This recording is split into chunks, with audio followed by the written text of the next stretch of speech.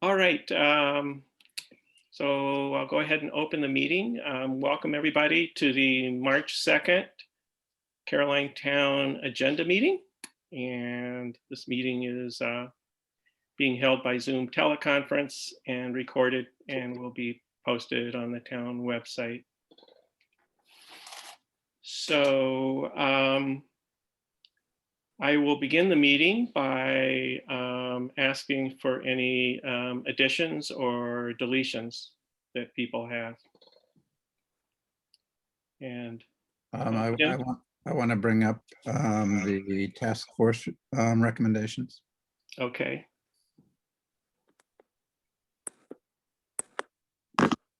And I have two additions. I would like to discuss the food survey that was requested, just that we send out. I just wanted to touch base on that, and maybe we can talk about town announcement policy, and then I would like to discuss the public hearing process for the public hearing that we have scheduled for next week for the 10th. Good. Any other, Cal? There's a couple things I'd like to bring up. One is getting the Old Town Hall meeting room ready for better suited for when we can get back to in-person public meetings. I would like to advise that we get a HEPA filter and an exhaust fan that is installed in one of the windows up high to just help assure a safe meeting space. There was an interesting article in the New York Times a couple days ago about getting schools opened again in classrooms and what we can do to make them safer. And two of the recommendations were one, HEPA filter, air filter sized to the room, and some sort of an open window with an exhaust fan in it. It doesn't need to be anything very complicated. I don't think, I think it's something that we could just engineer ourselves. Okay. From like a broken vacuum cleaner or something like that? Yeah, well, maybe a little better than that, but. Okay. No, I get you. Just kidding. And then also I'd like to bring up the idea of some sort of backup electric generation for the town hall complex. Whatever it is, either some battery storage and a rectifier, or just a simple standby electric generator that's powered by coal, that would generate steam, that would turn, whatever. But I think we should have some sort of backup generation at the town hall. Okay. Great. Or at least have a little bit of a discussion about it at the next meeting. Yeah, that's fine.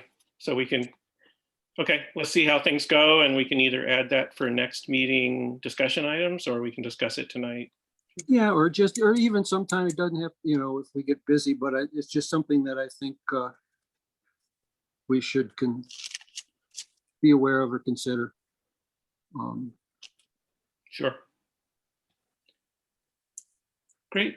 Okay. Anything else, folks? Okay, that sounds good. So I guess I'll open the meeting with a discussion, open the discussion for the snowplow replacement plan. Bob is here now, and he did give us a spreadsheet with the approximately $50,000 installment payment, and is requesting authorization to move ahead to order a truck for 2022 on an installment plan. So that would be a 5-year plan, approximately $50,000 a year.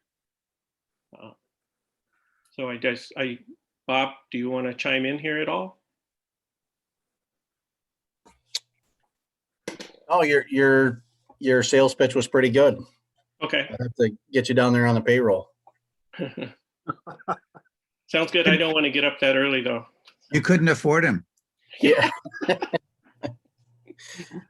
No, Mark pretty much summed it up. Okay. So I will, I mean, we've gone through, we all recognize that the highway equipment is aging and the snowplows are high priority items and they incur repair costs. So Jesse and Velvet pulled together repair costs for the 5 snowplows for the last 3 years. And if I'll try to share that with you just to add to the discussion and to the information. So let's see if Perfect. I was just going to ask about that. Great. Is it showing now? Yes. Yeah. Okay. So yeah, Jesse and Velvet pulled this together. These are repair costs. They're not maintenance costs for these trucks. I presume that so you can see the 264, 333, sorry, and 400 over that 3-year period have incurred the most repair costs. And I presume 2 of those are the ones that have already been kind of mothballed. Is that right, Bob? Yeah, 333 was replaced. And 220 was replaced. But we are actually missing a truck on here. Oh, really? Yeah, and it's one of the internationals, which it'll be another high number. It wouldn't surprise me, Mm-hmm. if it's higher than anything on here. Okay. Well, one of the things that I see as I look at this without the truck that Bob just mentioned is that, so we 5 trucks here with a 3-year total of $73,168 in repairs. So let's assume that the other truck is in that neighborhood, and we're probably then looking at $100,000 of repairs over a 3-year period. So you're breaking it down to roughly $33,000 a year just in repairs. That seems like something, if we were to be on a more consistent replacement schedule with newer vehicles, that shouldn't be breaking down as much. Yeah. That we should start to be able to get ahead of it and be paying for something that actually has value.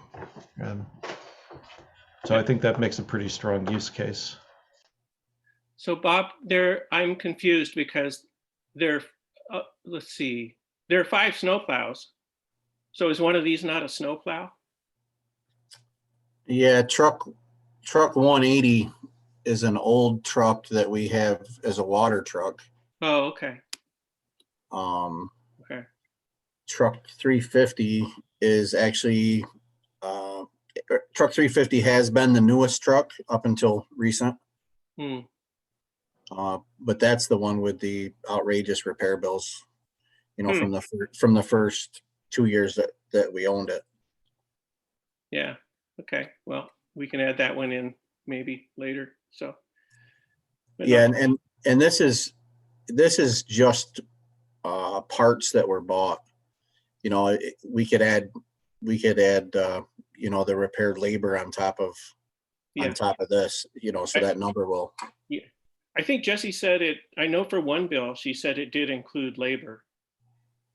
It was the just when it was sent to Milton Cat, not for labor, not the guy's labor.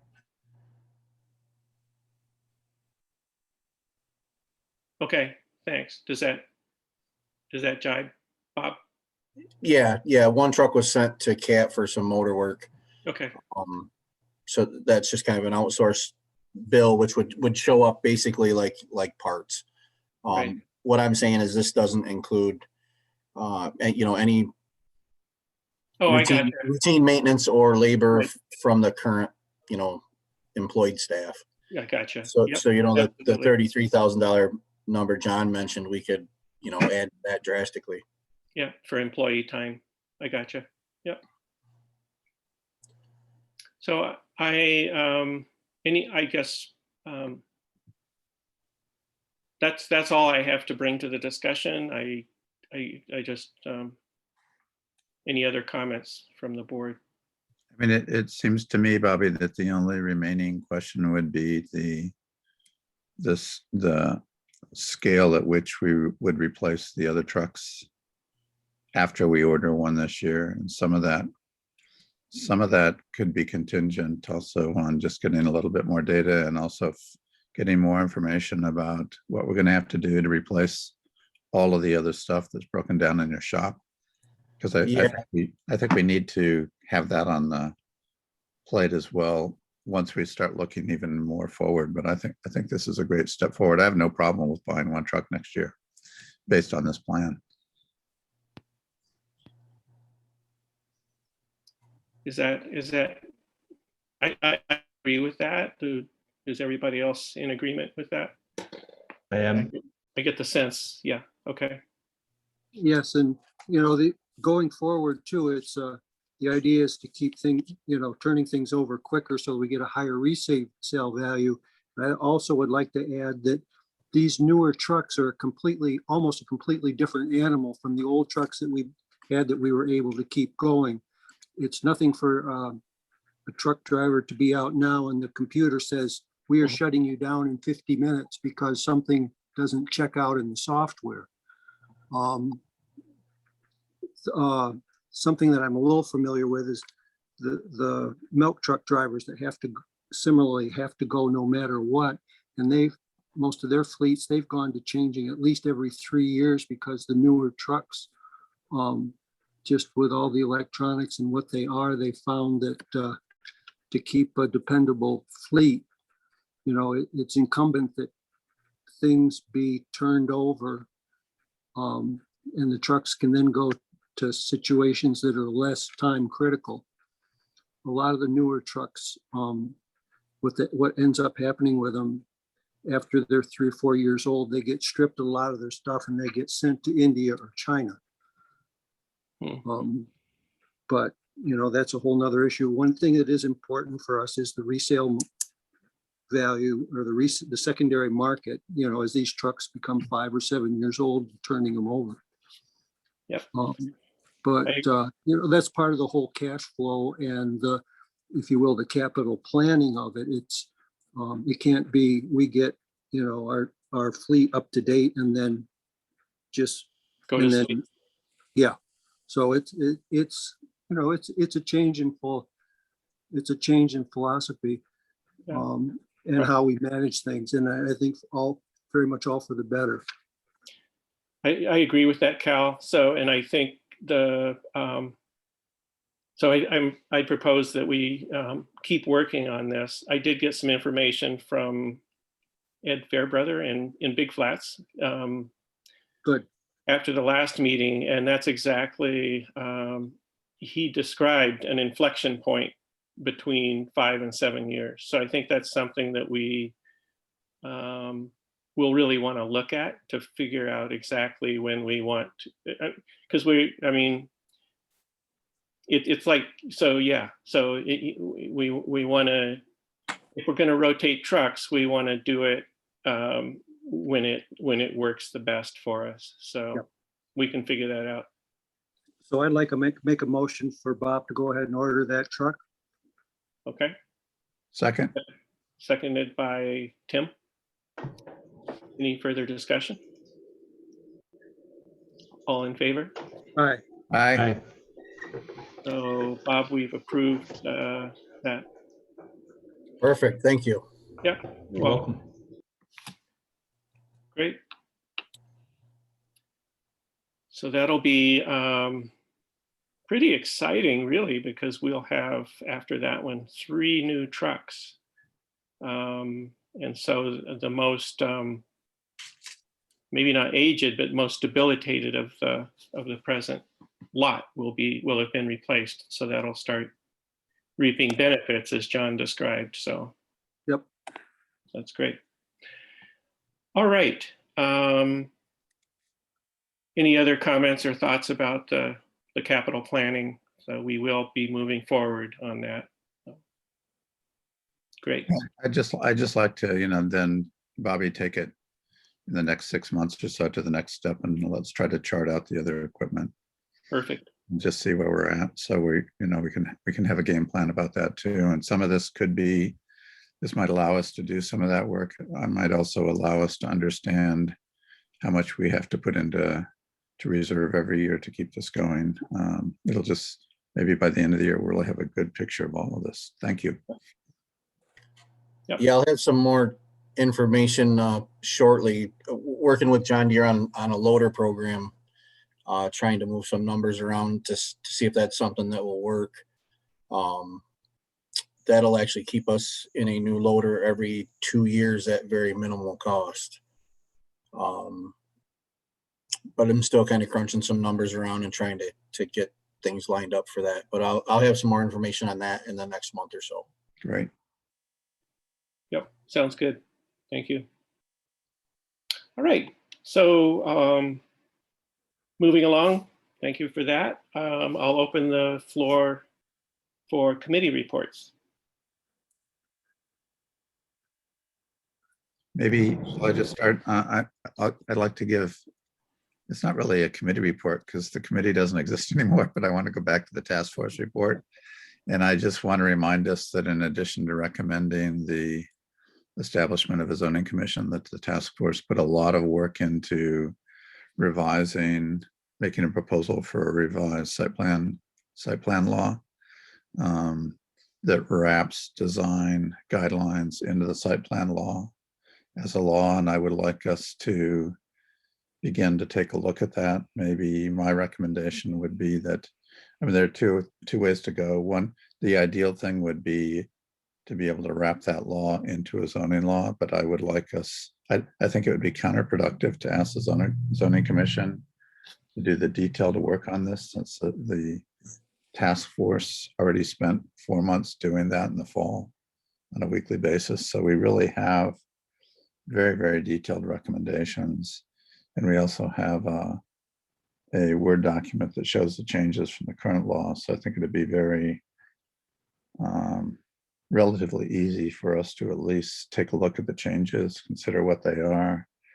And then that would, as a board, put us in a position of understanding how we'd want to move forward from there.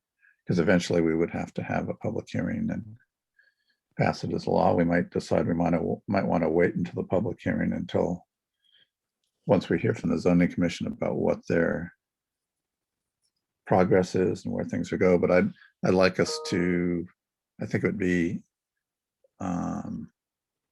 admirable to the task force first, not to just leave this in the drawer, but to take it up and articulate a game plan around it.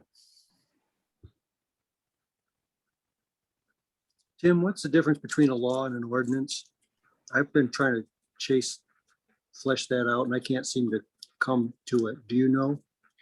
The ordinance is a resolution from my understanding, and that can just be passed by the board willy-nilly. What happened? Hey, Mark, you want to unshare your screen just so we can see? Oh gosh, I'm sorry. My understanding, Cal, you must have been on the board then when the current design guidelines were passed. They were passed as a resolution. Okay. But they weren't wrapped into the law itself. Okay. And apparently that was done just to make it easier. But all of the research that we did in the fall, for one thing, shows that that's really legally weak. But then just what the task force did is they both really flushed out those review guidelines in view of lots of considerations, but then also wrapped them into the site plan review as well. Okay. But they made some other recommendations in site plan that we'll need to take a look at. And the other, just to mention, the other thing that we learned legally, partially in consultation with Guy and partially in consultation with the state last fall, is that if push ever came to shove we would be on less firm footing in our current situation with a site plan law just under home rule. In contrast to whether it was packaged within a more comprehensive zoning law, which is just more the standard way that the state does it. But that's a You were different, or Cal, you were asking about the difference between an ordinance and a law. Yeah. And I know it's like it goes from resolution Yeah. to ordinance to law. And Yeah. I don't really, I don't remember. I just know that in my time on the board, we've never done an ordinance. It's always been either a resolution or a law. Yeah.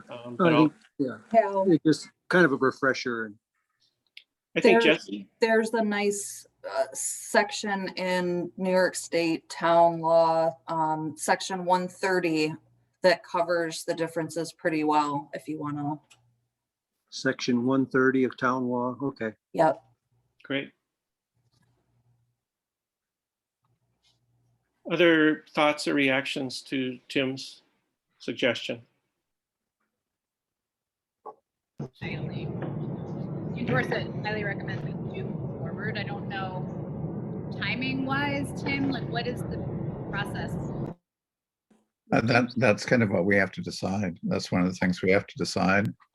I mean, it seems to me that we're going to have our hands full in the next month with solar, but Right. it's already March. So, I mean, I would like us to be ready with this by mid-May in case we needed it.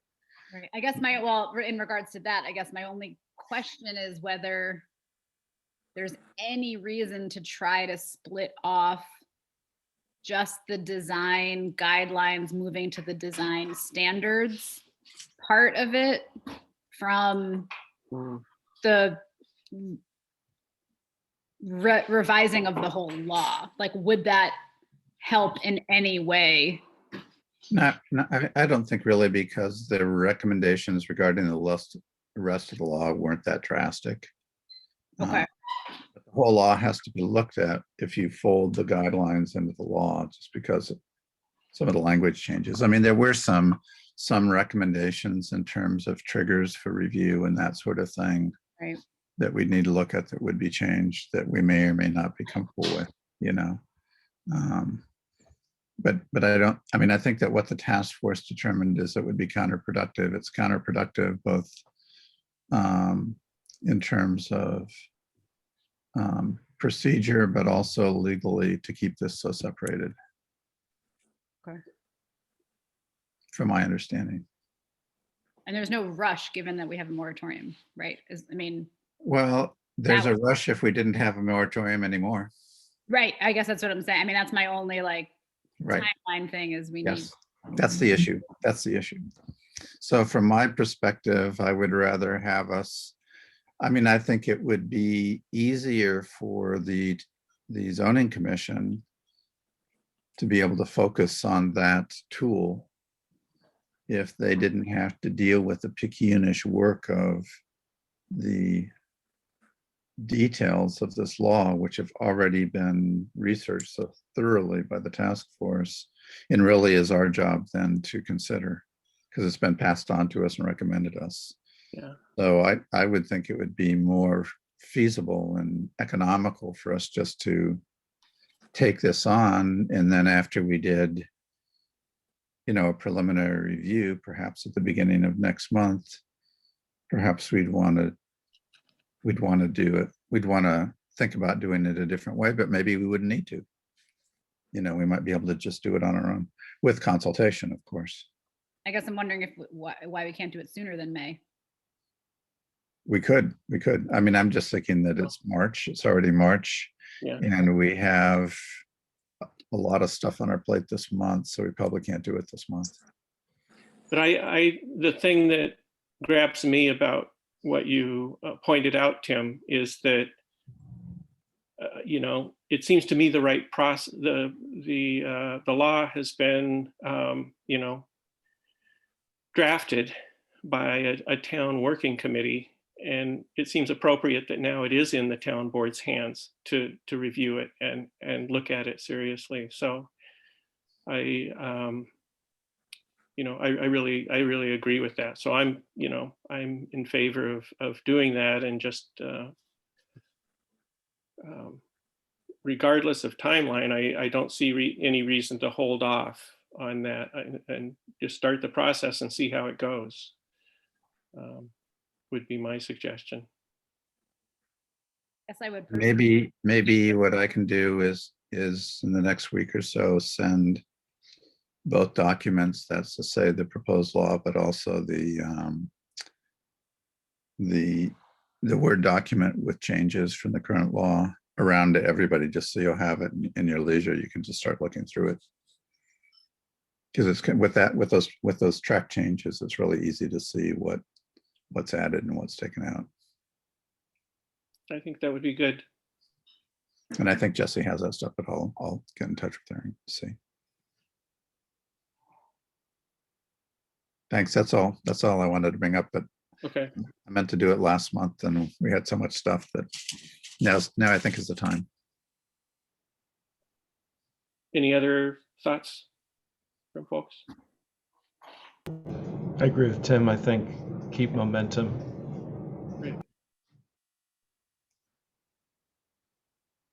Great. Okay. Thanks, Tim.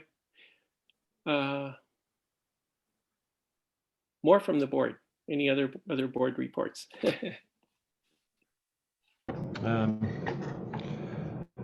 Big one is we're continuing to work our way through 6 very, very lengthy RFQs for the town barn. I'm happy to be able to at least report back that I finished my review of them on Sunday. And I'm in discussions now with Cal and Bobby about getting together to try and identify which organizations we might want to go forward and interview.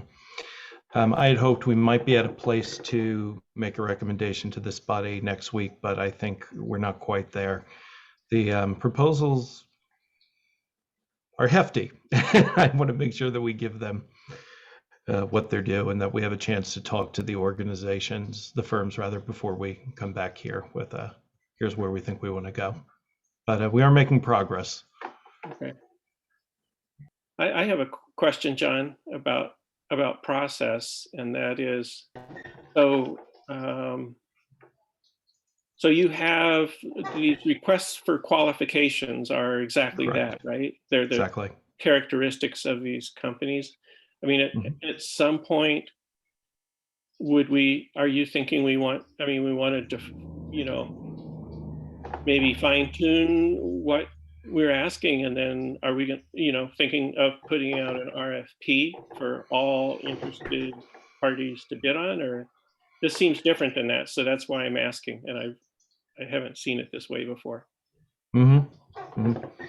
My thought is that more likely what we would do is we would narrow it down to several companies that we would interview, because the RFQ essentially outlined the process of what we would be looking for, and interview them and then ask them to submit what they would be willing to do the project for, which will enable us to, both keep the process moving, but still have opened it up fairly and equitably to anybody who wanted to submit to it.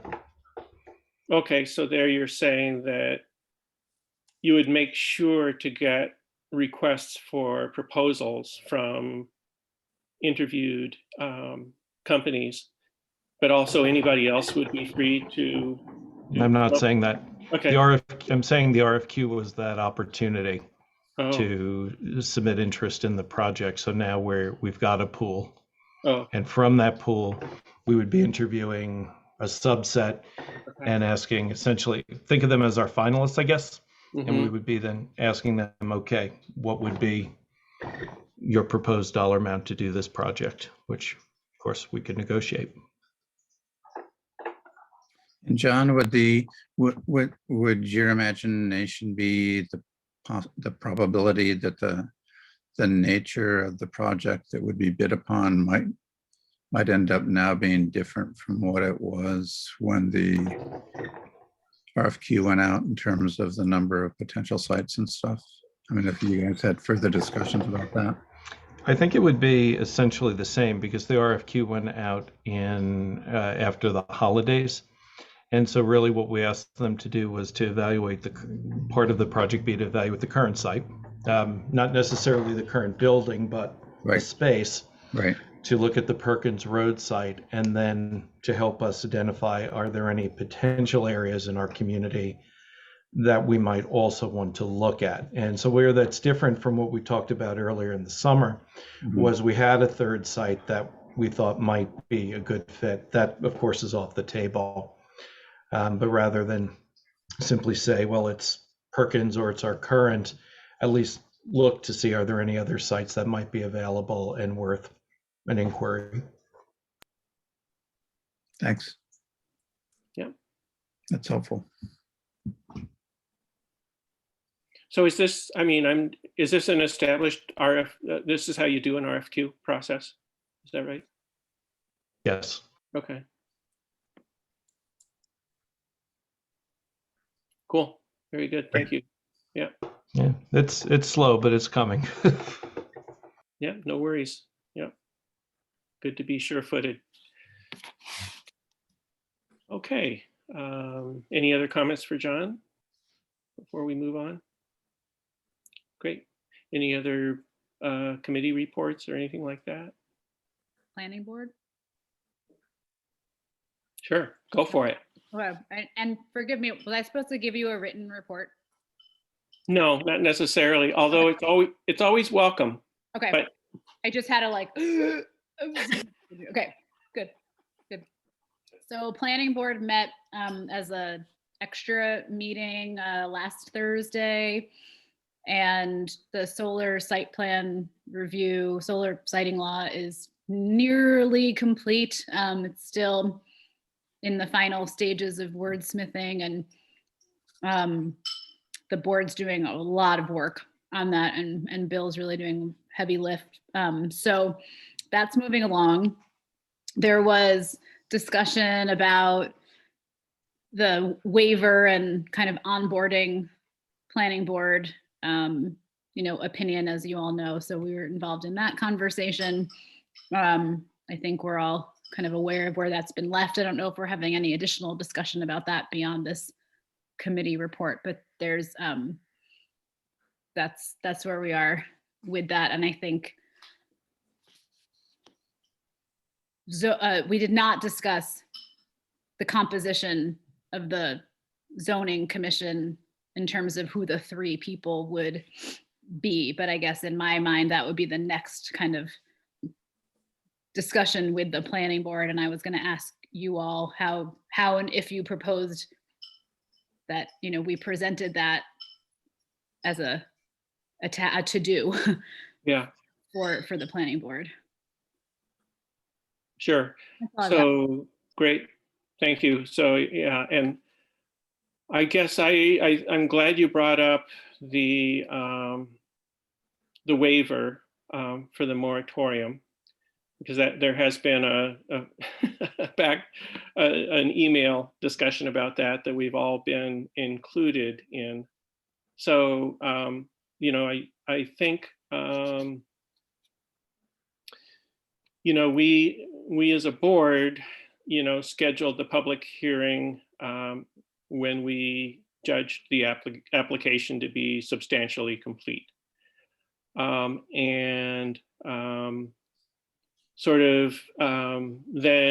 and I had spoken to Bill about that, and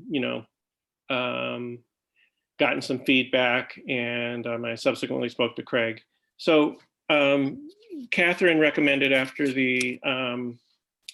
you recommended after your meeting that you felt like it would be good if everybody was apprised of the moratorium waiver.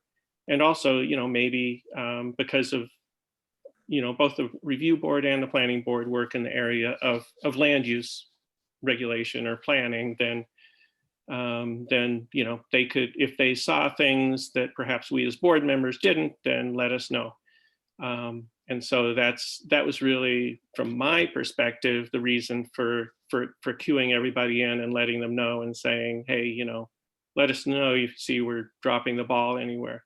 But I did not intend, and I think Bill and I are certainly on the same page here, to make it a task for the planning board or the review board, because the more adjudicating the waiver application is the town board's responsibility. So that's I'm glad you brought it up, because you gave me an opportunity to at least say what I think, and then I would invite responses from each of you if you agree with that, and if you feel good about that. So Yeah, I mean, I guess I would just say, to clarify, it seemed of just a very simple informing and engaging of the committee. I'm not sure if I regret it currently, given what has transpired. I did not think that was going to go in that direction. So, I mean, I think it's all fine. It's good to have discourse and all that, but I agree with you. It was never like an ask or a demand or anything other than, when I mentioned the waiver, there was some confusion about that. So, yeah. that's all. Other thoughts about it? Okay, I can't remember, is discussion of the waiver itself on the agenda for tonight? Right. That was Or are we just discussing process regarding planning and site plan? Well, when I mentioned the public hearing process, I guess I was going to ask you all kind of about the waiver, and this is kind of, this discussion was one I wanted to have, and then maybe to see if there's any feedback on things that we feel are still could be better or are lacking. So Yeah, because I took a really much closer look at it today, and I mean, well, I think that the requested information is sufficient to have a public hearing. I'd like to see, in order to make it a final decision, eventually a lot more detail regarding especially economic necessity and need, which is the real hinge here. And they talk a lot about that, but there really are very few specifics. Both from the company's point of view. I mean, we got they didn't even give us any figures regarding the discounts or the calendar for pared down discounts that they would face, which I would have assumed they would have done. Yeah. And the same goes with the landowner. I mean, I think there are a lot of generalizations about how this would help and blah, blah, blah, but we don't have, just some economic specifics. Doesn't have to be huge volumes. We're not asking for tax returns or anything, but like what kind of acreage are we talking about on the farm? What would that produce? How would that really keep the farm alive if it weren't, in contrast, if it weren't happening, right? If regular farming were just stuff that would help us make the decision. Yeah. More informatively, because right now it's a little bit touchy-feely, So if they could give us some more of that, even ideally by next week, I think it'd be really helpful. But I would want it before I had to make a decision, one way or the other. Good. I agree with that. Yeah. John, you were shaking your head. Yeah, I haven't really had a chance to review it in any great depth, but I certainly trust Tim's evaluation of, how data rich it is or isn't. And if Tim's opinion is it isn't, then I would agree with his suggestion. Great. Yeah. I guess for me, though, there's some things that just aren't our business. This isn't one of them, Cal. No. Let me just chime in, Cal, because I know where you're coming from, but when I did the Association of Towns meetings, I bumbled into a couple of sessions on land use planning. And so and one of the things that I just happened to learn was that for something like this, my understanding and you know, I think ultimately I'd want to clarify these things with our attorney. But what I understood from the training was that these justifications need to be made in dollars and cents, were his precise words. So they need to be kind of quantified. I don't have any desire to get into personal finances, but I think that's not what Tim was suggesting, and I agree with that. Okay, because that's kind of what I heard, I mean, he's not asking for, Tim wasn't asking for, personal returns or things, but I don't know, there was one comment that Craig made, and maybe I'm just a little touchy about this. Well, the panels seem to be facing west. I don't care if the panels face north. That would be, seems to me totally stupid on Sunx's part, but I guess that's kind of what I mean by there's some things that aren't our business. And So on that one, I kind of agree. that's a ridiculous maybe example, but That Like, one is more, example, actually. yeah. If the one- panels, hmm? I was gonna say, if the panels were pointing at the ground, that would be ridiculous. Anyway, yeah. No, I mean, that's obviously the kind of thing that will be discussed during a site plan review. We're talking about, I mean, I want the company to show me what the discounts that they either have or will lose are, which is that comprises the entire argument that they're making Mhm. on financial urgency. Just as I'd like a clear idea, just some idea as a layperson of what kind of farming acreage we're talking about, whether the acreage we're talking about is currently farmed, right? And how this balance will help or hurt the balance sheet of the farm. That's all. I don't want, huge details, but right now we just have a declaration that this is going to help as opposed to hurt. And if we don't do this, the farm will go under. We just need a little bit more meat. And Cal, I think if this was your farm, I think you'd be able to do that for us relatively easily. Yeah.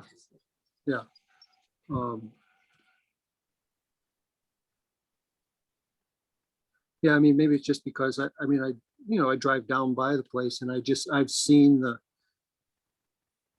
erosion of that area between Caroline Center and Speedsville. And, I'm just looking for, anything that wants to come in that seems to be breathing some life into things. And I just, But so that's not where we're at yet, but so I want to contrast the two things you mentioned, Cal, because what we really need to do as a town board is be able to justify our decision on this important moratorium law that we've enacted. We need to be able to really justify that. Yeah. So Yeah. and so I just feel like we need to do our due diligence and Yeah. be fairly rigorous. We don't want to be, obnoxious, but And we have to set standards that anybody would be accountable for. right. We could assume that this might not be the first application for a waiver, for example. Is that absolutely right? Is it fair to say, and I'm just, this is the newbie curiosity card here, but if it were not for the waiver, many more things such as Cal's describing would not be any of our business. But because we're really looking at it, it's about the waiver. It's not really about the project. It's not about really anything other than the request is for an exception. Right. Right. It's And on so- them. Right. So they That's- have the burden of proof, right? So, I mean, because I agree with Cal, honestly, like it's none of our business except right now it is because it has to do with the moratorium. It's not about, like, if it were any other time, have at it. Is that fair to say? In my opinion, it is. Sure. Yeah, well I said. mean, that helps me in terms of like, why do they have to prove all these things? Well, Right. they have to because it's a matter of a waiver application of a law. It's Mhm. not they're not trying to prove the goodness of fit of the project, really.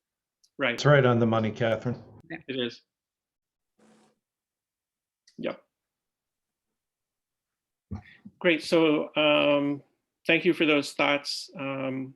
I will convey those tomorrow morning to the applicant as far as additional specifics in regard to justifying the hardship. And so thank you. Any other thoughts? I did convey to them the thoughts that were offered in the email conversation that everybody's been apprised of. So more, more specifics about, what the whatever existing resources on the landscape are. So,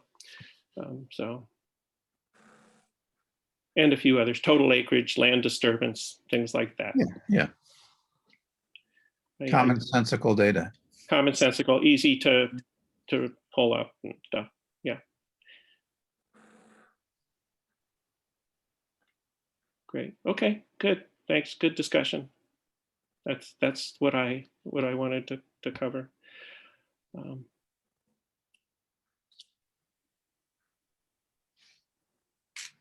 I will say, since we're kind of on the issue of the moratorium and the public hearing next week. So what I'm planning to do is I will I'll open the public hearing and give the details of the process.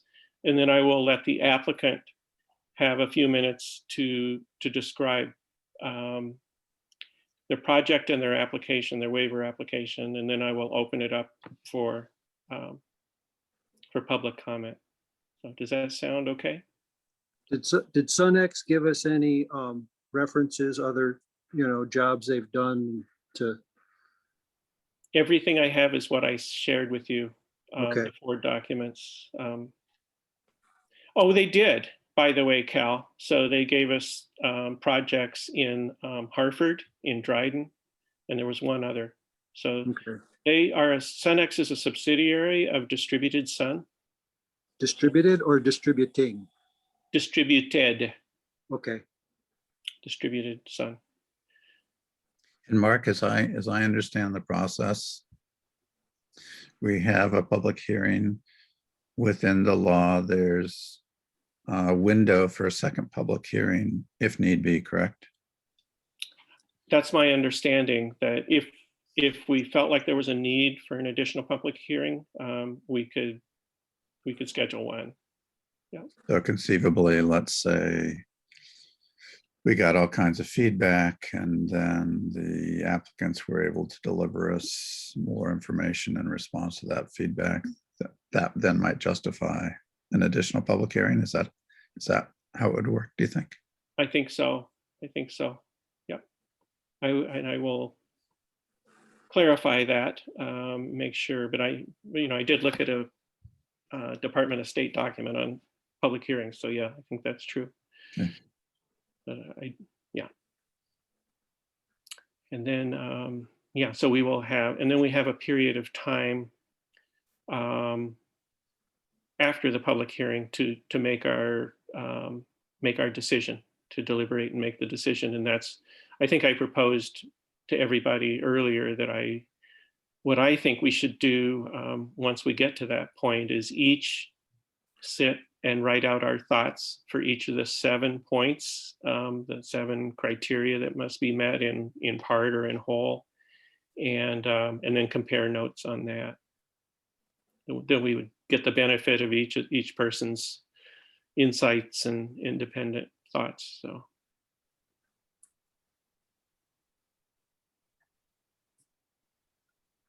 And so, and yeah, so then that's to clarify that I certainly don't expect to be making a decision on the same night as the public hearing, so. No. Mark, do you have any insights on when we, on back to in-person meetings? Nope, you'll have to ask Dr. Fauci, but Okay. I- It's a week by week thing.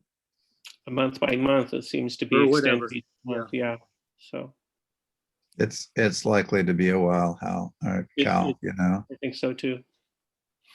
I think so too. We don't, certainly what they're emphasizing, and anybody that's watching, the Tompkins County numbers are just doing phenomenally well right now. And Yeah. we don't want to blow it. So we need to keep doing what we're doing, so. But yeah, I don't know, as the vaccine rolls out, we'll see, Cal. I don't, the vaccine came out faster than I thought it would. And it's being administered very as fast as it, they're like hotcakes. Yeah, you have to sell your grandmother to get a vaccine. So I got mine, my first one, last week. great. Had to go clear to Owego, Congratulations. but. Great. Good for you, though. But, okay. I mean, But the difficulty, yeah, you you know- guys are good at getting in with the health department meetings and stuff, and so. I think this is finally the governor's decision anyway, at least for the time being. Yeah. Okay. Yep, it is. It is. I guess either Mark or I could report on to the EIC meeting, they're moving along on the light bulb distribution, and I think they got it pretty well planned for April. There's some mailings and things to do, and I don't know, Emily's got a good hold on it. That's exciting, Cal. Anything else on that? Yeah. You had a meeting last week, right? Yes, I was only a brief attendee to be sure that Emily was aware that Velvet is there as a resource, and they are working together on the mailing. But Where have the light bulbs been? I think they're in Marty Hatch's barn. yes. I hope they still work. Well, the three snow households got a delivery a couple, 3 weeks ago, and all bulbs worked. Oh, that's good. So anyway, but Yeah, so that is exciting. So thanks, Cal. Great. Okay. Any other committee reports or comments or questions? Mark, you wanted to talk about the food survey. That's right. Okay, so let's move on to that. Thank you, Jesse. So we did get that food survey from this local group that Katie Hallis and Don Barber are spearheading. Katie came to TCOG and talked to us about the program, and they're really just trying to get information on local food production and distribution, and trying to rethink the system. So the survey is one outreach mechanism that they're using. The organization has received, they're housed in cooperative extension. So it's a program of cooperative extension. They're partially funded by Tompkins County.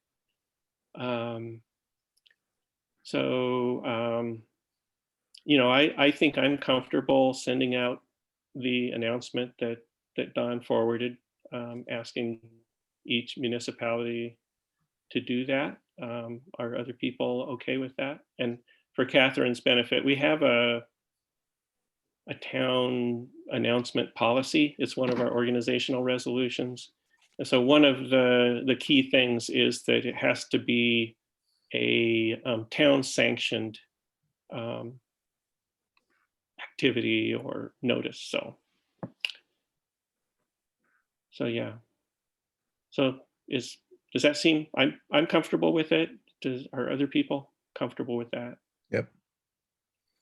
I might mention to everybody that one of the things that caught my attention during that presentation at TCOG was the irony that apparently some food producers are complaining that the increase in solar production fields is taking away their farmland. So given what we're considering, I just found it kind of ironic. But they didn't make clear whether that was one statement or many statements or anything, but it was something that they mentioned. Yeah, it was from one supervisor, and it's a real tension. It's a real, they're both require capturing the sun, and so yeah. I thought it was interesting. Yeah. I thought Katie handled it well. So if there's related to this, I don't know if it might be worth, I know we've grappled with this, periodically, every time we, there's something that comes up that we would like to post, and it's like, well, is it really a town sanctioned activity? So, but I think this is worthwhile and justifiable. And I just thought, well, maybe there's some tweak to the policy that would help us when we're making these decisions. So food security is central to the comprehensive plan. Seems to be a no-brainer. A no-brainer. Okay. John, you're muted. That's because I have the heating system from hell in the background, which is probably where it sounds like I'm broadcasting from. But I think what's that? So that's what that is. That's what that is. Yeah. Ignore the roaring. There's no devil in my living room. But I think why it was a concern, and Irene was often the person who would bring it up, was to make sure that we weren't sort of inundated with requests. Having managed resources on web pages before, I can tell you it is a slippery slope for sure. Mm-hmm. But I think things like, you may have noticed something went out for the YEM program this week, which is tied into the Joint Youth Commission, which we fund, right? Things like that make complete sense. Things that are tied into TCOG, or as Tim, I think, well put it, things that are really an extension of our comprehensive plan. I think if it's almost like bylaws, right? If you can bring it back to the mission of what we do, I think generally those are reasonable guidelines. Yeah. So that, I appreciate that. That's totally spot on. If we do move to a point, and I think it would be a subtle movement of saying we would allow a town announcement for anything that supports the mission of the comprehensive plan, that's definitely more wiggle room than a town sanctioned activity. So you're right. Maybe it just requires, a good judgment on the part of the webmaster, and so just to be, not go overboard. But I think John identified, the slippery slope is a real issue. Right, and I think things, where there's a commercial interest or could be perceived as a conflict of interest, obviously we want to avoid. I think that's a really good point right there. Some way to just make it like time sensitive to see, because who knows, are we going to be inundated or are we not? Maybe it will not be a problem. Maybe it will be a problem. And then we're going to want some capacity to say no more. Yeah, so which we have. Some way to just say for the next, 6 months, 8 months, 1 year, whatever the time is, being expanded with option to revisit or requirement to revisit or something. So it's not like, I'm just envisioning a scenario where some group or someone is the last one before we say no. Right. And then it could be perceived as discriminatory, directly personal to that one group, even if it's not. So I might want something in writing. Well, right. What we could do with that is make it whatever tweak we do, Mhm. As our policy, we make it something that's revisited in the organizational resolutions every year so that it's looked at, it's through Yeah. that process, hopefully unbiased. And I think that would get to your point, which I agree with. Great. That sound good, Catherine? Yeah, sounds great. Great. Does anybody want to draft a tweak, or shall I give it a hack, or? I'm happy to take a crack at it, Mark. I would need you to send it to me though, because I Sure will. would Thank you. struggle to put my finger specifically on the verbiage. Okay, I'll grab it and send it to you. Thanks, John. Appreciate Sure. that. Cool. All right. So moving along, we've already covered the public hearing process, so thank you. I'm pretty satisfied with that.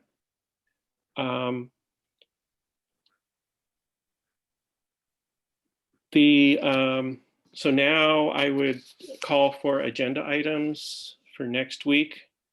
And I do have quite a laundry list. So obviously, we're going to be starting with the public hearing on the waiver application. And I don't know, I always overestimate these things, but I could imagine that going for an hour or so. But maybe that's crazy. I don't know. But that's sort of what I'm allowing or something. But I don't think that's crazy at all, Mark. okay, great. And and then we will also have, we do have something like 6 applications or 5 or 6 applications for the zoning commission. So I would propose that we invite applicants for interviews at that meeting after the meeting starts. Probably put them on deck first up after the public hearing. I would ask that we not do it that way, that we actually put the JYC presentation next, Okay, because the interviews could get lengthy also if we have Okay. 6. that's fine. That's totally fine. Thanks. But I knew that Nancy had, or Karen or somebody had a time Right. constraint. So that's good. Thank you. Everybody good with scheduling the interviews for next week? Does that sound good? Great. Thank you. And then as John mentioned, I'll just repeat it, that I think that's going to be on the entrepreneurial program. Is that right, John? The presentation? It's going to be a little more than that. It's going to be more an overview of the work of the JYC, which Okay. I think some of us know, but others, who are newer on the board may not know as well. And the other thing that will be part of it is a brief video where we'll actually get to see people that are doing this, whether it's the facilitators or some of the recipients. And the hope is that we might be able then to have that as a resource on our website, along with the PowerPoint presentation, to encourage more youth participation and put a spotlight on it a little bit. Okay. Yeah. Can you estimate a time for that presentation, an amount of time? I'd say 15 to 20 minutes max. Okay. Probably closer to 15. Okay. Yeah, Good. they're not looking to like bend our ears for a long period of time, but just kind of hit the highlights. Yeah. I And just want to kind of, estimate that for the agenda. yep, So absolutely. great. Another item, and I did email the court earlier this week. So I've invited them to come talk to us about the caseload and the caseload request, or So it didn't sound like Susan was going to provide us anything in advance, or didn't want to, but anyway, I will schedule a discussion with the court. I've also been reminded in the last few days of a safety plan, like a disaster plan that the governor has required of municipalities and like fire districts and things like that. It's supposed to be a safety plan for communicable diseases. It's due by April 1. So some of my colleagues have shared their town plans with me today, and so I will, I'm going to try to cobble something together. I'll either call for a discussion of that next week or have a draft for you to peruse for next week. I'm not intending to adopt it next week. It may, I'd like people to be able to read it and think about it. The sky is not going to fall if we don't get it done by April 1st. So, but I do want to get the process started to show that I'm not derelict in my duties. So The governor has a few other things on his mind right now. I think he does.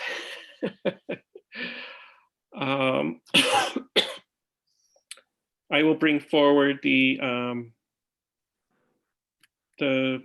county recently approved the broadband payment to the town of Caroline to support our round 2 and 3 build out with Hayfley. And so I'm going to put forward a voucher to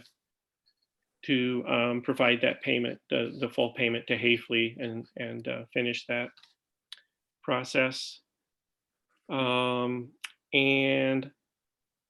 I would like to, I'd like to put forward an RFP for a planner or planning firm for our zoning, to support our zoning commission. So I have a pretty good draft in hand, and we'll put something forward for your review.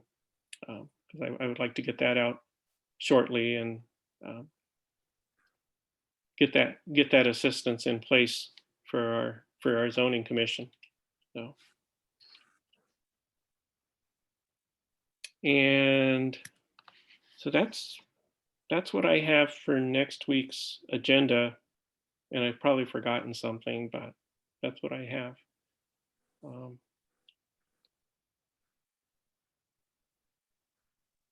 And so, Cal, you mentioned a filtration system for the old town hall. Yeah. And electric generation. I know we've talked about an electric generator lots of times in the past. So. Yeah, it's just, Or you're actually, yeah. Electricity generator, I should say. yeah. Standby electric generation if we had an extended power outage. So it wouldn't be huge, need to be huge, but I think it would be good if we could have something. So small. do the fire halls have that? Or Slaterville does. Hmm. And I'm not sure about Brooktondale or Speedsville. We have a small generator down to the town highway barns too.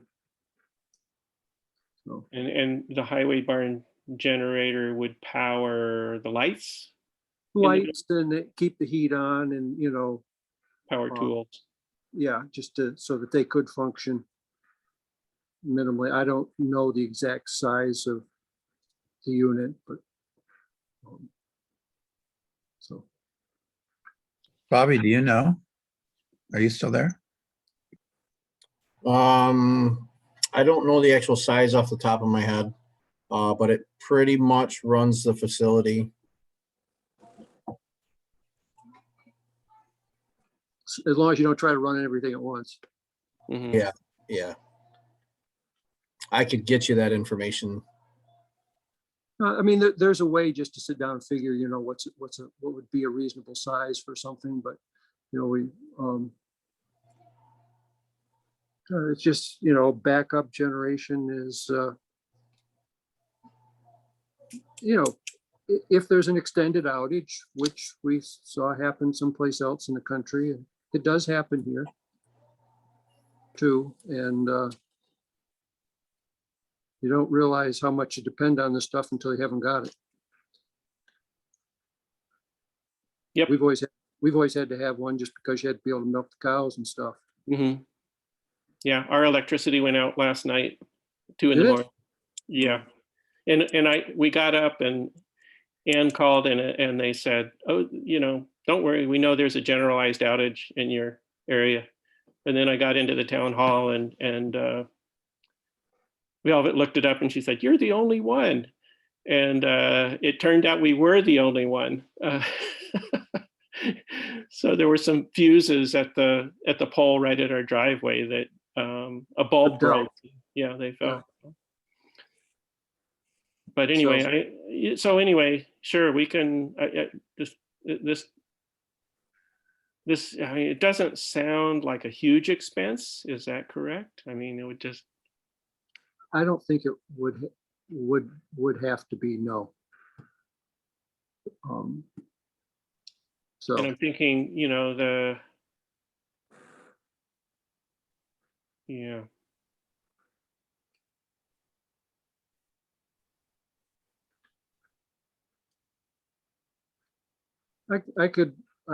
I'd be willing to take that on, some look into, what we might need and, what would be recommendations.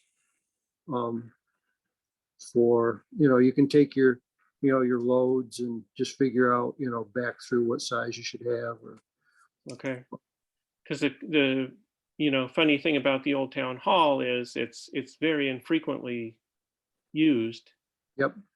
The main electrical load is going to be the geothermal system.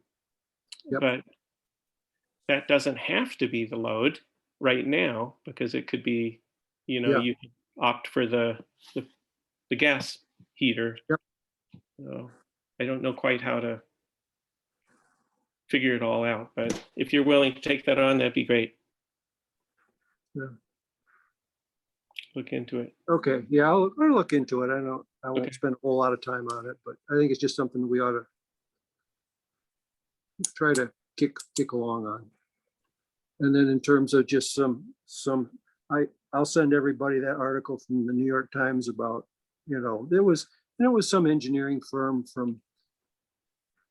or community health sort of thing recommended with the opening of schools, just what to do to make everybody a little safer. And even on past this COVID stuff, flu season next winter, it might make it a little better, more pleasant place. Yeah, and if when it does come to the moment where we're going to be able to consider public meetings, and we've got to have a whole new architecture of seating and stuff in the space, so there'll be just an awful lot for us to consider. Yep. And also ideally planning, as far as I'm concerned, to keep beaming out our meetings, even if we're doing them physically. I just think that this has been really a public service, so I'd like to keep that going. Yes. Yep. Yes. That's Why? Yes, very, very much so, Tim. Why couldn't we have both? For the people that want to attend in person, fine. And for people that, would like to attend but can't get out, but they could, So attend virtually. Yeah, I think that's a good idea. I was just going to mention the same thing. And I can't think of his name now, but there's somebody who's good at designing these systems so that you can broadcast the meetings by YouTube. And I think he did it for the town of Enfield. I think maybe Ulysses is using him too. So I'm really wondering if, I don't think the cost was prohibitive. Might have been $6,000 to put one of these systems in, so that you could. Yeah, Lansing does that too. They do their town board meetings by YouTube. Did they just put a new system in? Yeah, because I heard some announcement the other day about, Lansing too, so that, it's nothing to figure out for the first time. Yeah, so I would propose that I contact this fellow to see if we could get in on this. That'd be his good. program. Great. I will. Great.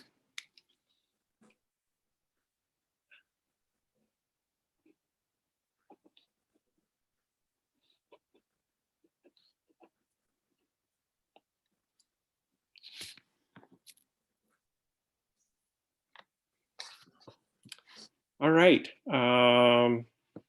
What else do we have on our minds or on our plates? Approve the minutes. Oh, gosh, yes. Thank you, Jesse. I should look at the agenda when I'm doing these meetings. I'll offer approval of the minutes of February 10th, 2021. Do I have a second on that? Okay. Seconded by Catherine. And the only tweak I have, Jesse, is for 2 times distributed sun is mentioned, and it says something else. So I would just make sure that it's distributed.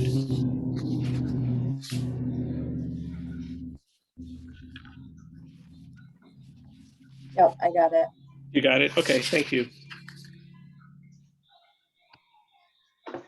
Any other thoughts, recommendations, or accolades?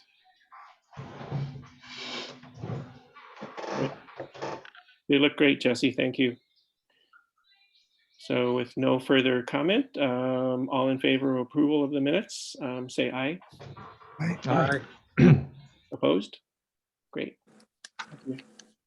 Thanks for reminding me about that. Everything running at the library, okay? Library Yes. reading room? It looks like it's running great. Yep. Looks like it's running great, as far as I can tell. Tim? Yeah, Mark, I wanted to just mention one other thing, just process thing around the zoning commission. Sure. I think we should have in mind how and when we're going to appoint a chair.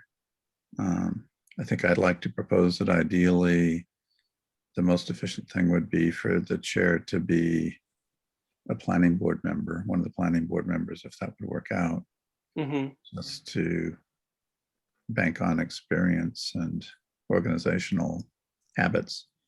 But it's something that I think we should just have in our mind, because we'll want to do it fairly rapidly once the membership of the committee is constituted. Right. They'll need a chair. So yeah. So you're proposing that the town board would appoint the chair of the zoning commission? That That they we- would not? That the- Yeah, that we the zoning passed that commission would- resolution last meeting. Yeah, that's what I thought. Yeah. Yeah, Tim suggesting that the chair be a planning board member. well, it's just not, it's just a thought, for streamlining it, but it's just something to keep in mind. Especially since it's likely that the majority of the planning board members who are going to be on the zoning commission will have also been on the task force, so they'll just be experienced at this sort of thing.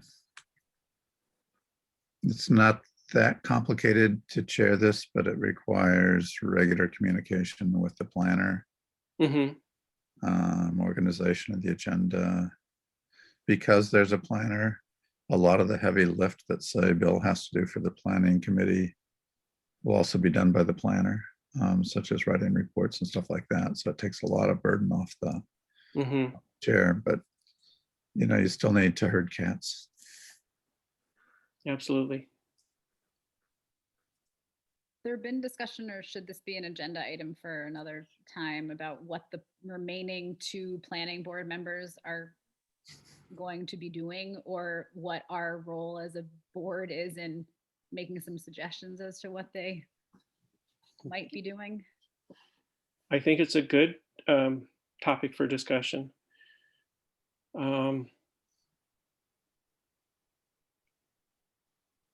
I'd like them to be able to take a breather, a little bit of a breather in one way or another. Also, they've been working so hard for so many years. My gosh.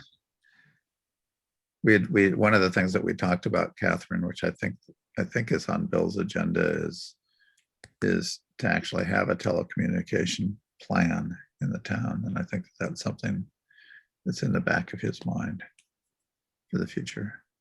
Oh, as a work project. As a work project, that's tower locations, that kind of stuff that came up in relationship to the Bald Hill Tower. So when that was all stirred Mhm. up, we realized that it would be helpful for the town to have its own ideal scenario for these sorts of things, instead of just always working just in reaction to some developer coming in saying, I'm putting this here. But that was one thing that I'm pretty sure Bill was thinking about. Does that ring a bell? Oh, yeah, it rings a bell. I remember that. Yeah, that was a to-do item. Yeah, I don't know. In relation to I've been grappling with that, Catherine, thinking, given that the work of the planning board is closely related to whatever the zoning commission is going to be doing anyway, Right. whether it just makes more sense to have all hands on deck and not carve two people out. So I don't know. I'd like to discuss it with Bill further. We have in the past. But yeah, that, I guess, that's my thought, especially, yeah, in light, I think that makes a lot of sense, but Yeah, but if Bill has these other things in mind, he might himself want to start right, researching this or that in the meantime. So he already might have something in mind. he might. So I'd be happy to be part of that conversation, I guess, if you. Yeah. okay. If you want, I have some thoughts. on I it. did bring it up with Bill today, and so he's chewing on it. So but I'll get back to him.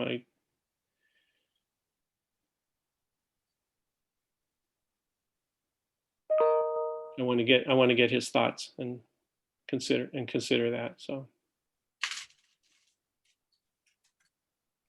but yeah, it's a good question, and we should be prepared next week to do whatever we're going to do, so the committee can move forward and with their work, so, which will be exciting. March 10th. I'm going to struggle to get my book submitted to the press before that date, or I'll be dead. One thing done. Mark, do you develop those like interview questions, or do we do that over email, or do we do that in committee, or how do we do that? Yeah, great question. How do you want to do that?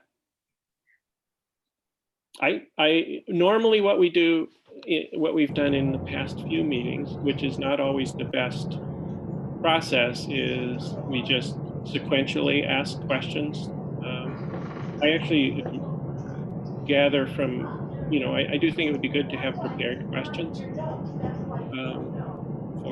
to ask each of the applicants.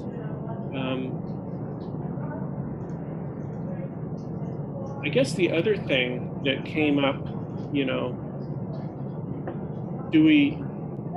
how should we orchestrate the interviews? And in regard to that, do we want to hold the applicant pool in the waiting room so that they each, speak to us not privately, but privately with the public? I don't know. Is this the meeting, like, are we discussing that now, or is there some other time to talk about it? Is this the last time? Is this when we're having this discussion? I guess I'm asking, or okay.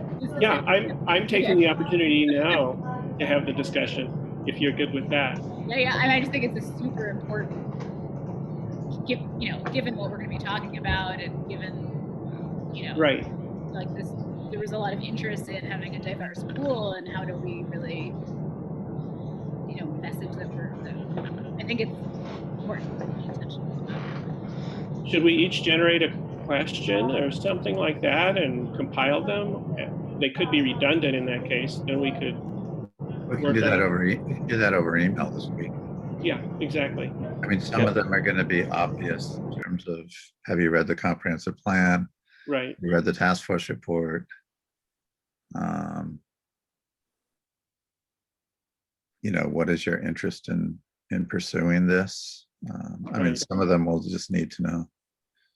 I think those are three important questions. Time. Yeah. Catherine, I mean, I think that you're right, that it would be helpful to decide about, or Mark, I can't remember who brought this up. Maybe it was you, Mark, the waiting room business, because I thought that when we did our last interviews a couple of weeks ago, that it was really, I think we kind of flubbed it a little bit. In other words, you have one person coming and the other person is in the room. So then the other person is asked the same questions, and the other person can either look like they'd never thought about it before, or they were going to say the same thing. And Yeah, I it mean, would be cleaner, I think, if we kept people in the waiting room, if that will work. I don't know how it works with public meetings, whether there's a legal thing or not. I think that would be okay. I don't think there's any problem with that. John and Cal, what do you think? I think sharing questions over email is a good way to go. That will allow us to feel like we've been both comprehensive, but also not redundant. Great.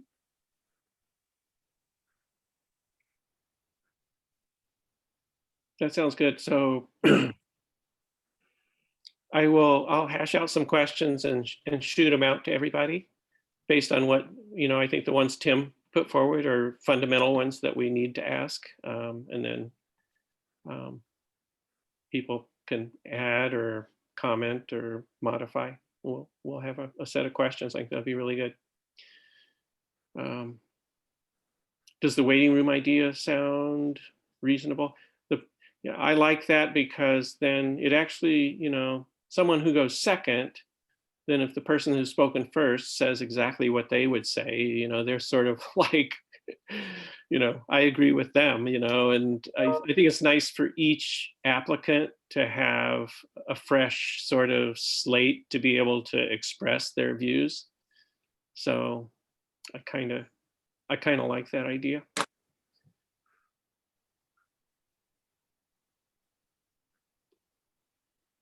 I agree. Sounds like we have a Everybody- game plan. Okay, sounds good. We'll do it.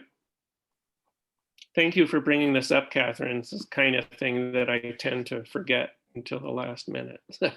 And then Mark, you'll clarify with the applicants that we're doing the waiting room, and Yeah. maybe tell them what order they're going to be in or something like that, just so they'll have an Mhm. idea. Yeah. Great. And then we're gonna have discussion next week, like we will be determining this next week. That's also a good question. And I guess I would ask you guys how you would like to do that. We could do it just like we did for the town board seat, where we interview the applicants, and then, if I'm seeing that we're going to have 4 seats available. And so Then we just do a ranked voting.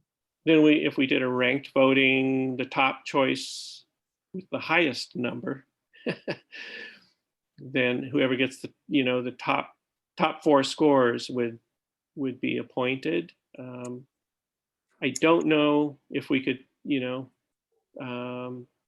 there would be a process where we would just decide if we didn't want to have if we could go into executive session and discuss it privately as a board, and this just make the appointments that way. I actually kind of like that idea, rather than just going with some, so that we can trade thoughts and share ideas. So any reactions to those 2 proposals? How about an executive session where we can share ideas and then we do a secret ranked voting? Or we could secretly share our ideas and then do a public voting.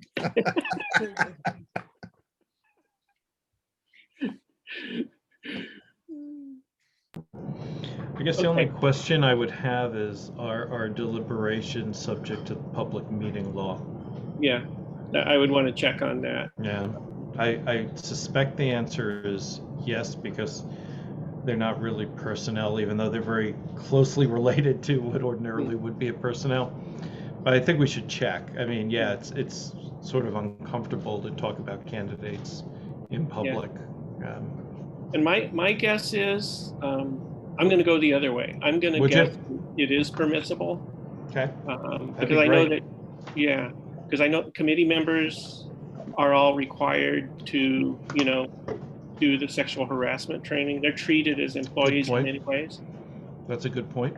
So, but I will check. I think I will check. That's a good point. Yeah, I mean, I think if we can't do that in executive session, then we just need to do a ranked vote Mm-hmm. Yeah. Okay. like we've done in the past. Yep. But I'm getting general agreement that people would prefer to go into executive session and talk about it. Great. Okay. I will clarify that and let you know. That's great. And we'll tell the candidates that they will be notified. They should stick around. We'll tell them what? That the results will be shared at the meeting, like they should stick around for that, or no? I think so. Or no, you don't think so, Tim? Not if we have executive session. I mean, we should just let them know that we'll tell them the results. So one thing No, that it's too awkward for them. yeah, I'm just, but yeah. one thing that I do know is that if you do make a decision, and this would be a decision in executive session, then you do have to codify that by a resolution. Mhm. So I think we would have, Yeah, I mean, I think we can just tell them, even if we do that, I mean, we don't want them to have to sit around in the dark Yeah. all that time. It's yeah. No, that's right. It would we're be happy to let them know as soon as possible. right. Notify Okay. them next day Yeah. or something. Yeah, That's just a more graceful way to do it. I agree. Yep. Good. Very good. Okay. Sounds like we have a game plan. Looks like a game plan. Okay. Great. Thanks, everybody. Really helpful thank you for the helpful discussion of process. So I'm happy about that. Any other items? So